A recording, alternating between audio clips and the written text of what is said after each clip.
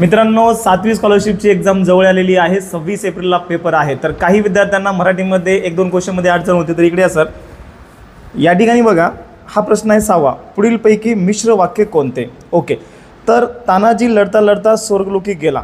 तर विद्यार्थी मित्रांनो, तानाजी लढता लढता स्वर्गलोकी गेला हे एकच वाक्य आहे, म्हणजे हे सिंपल सेंटेन्स आहे.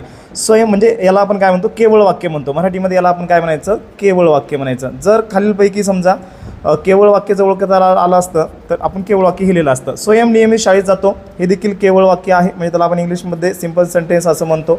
ओके, त्याच्यानंतर आपल्याला मिश्र ओळखायचं आहे. आता खाली बघूया, सायंकाळी मी क्रीडांगणात खेळतो किंवा. आता किंवा जर शब्द आला तर त्याला आपण काय म्हणतो विद्यार्थी मित्रांनो? त्याला आपण संयुक्त वाक्य असं म्हणतो.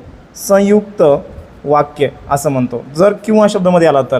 आता आकाशात जेव्हा ढग जमतात तेव्हा मोर नाचू लागतात. ओके, तर जेव्हा आणि तेव्हा असे जेव्हा शब्द येतात तेव्हा म्हणायचं त्याला मिश्र वाक्य म्हणायचं, ज्याला आपण इंग्लिशमध्ये कॉम्प्लेक्स सेंटेन्स म्हणतो. बघा, एक वाक्य आलं, एक सिंपल सेंटेन्स आलं, एकच वाक्य आलं तर केवळ वाक्य म्हणायचं. जर केवळ वाक्य जर समजा आपल्याला ओळखायला सांगितलं असतं तर एक वाक्याला म्हणायचं केवळ वाक्य.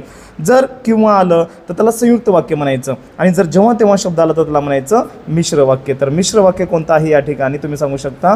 मिश्र वाक्य कोणतं आहे? Yes, option number 3 is the correct answer. Okay, चॅनलला नवीन असाल तर चॅनलला नक्कीच फॉलो करा आणि चॅनलला जास्तीत जास्त मित्रांपर्यंत शेअर करा. थँक्यू. जय हिंद, जय परिवर्तन.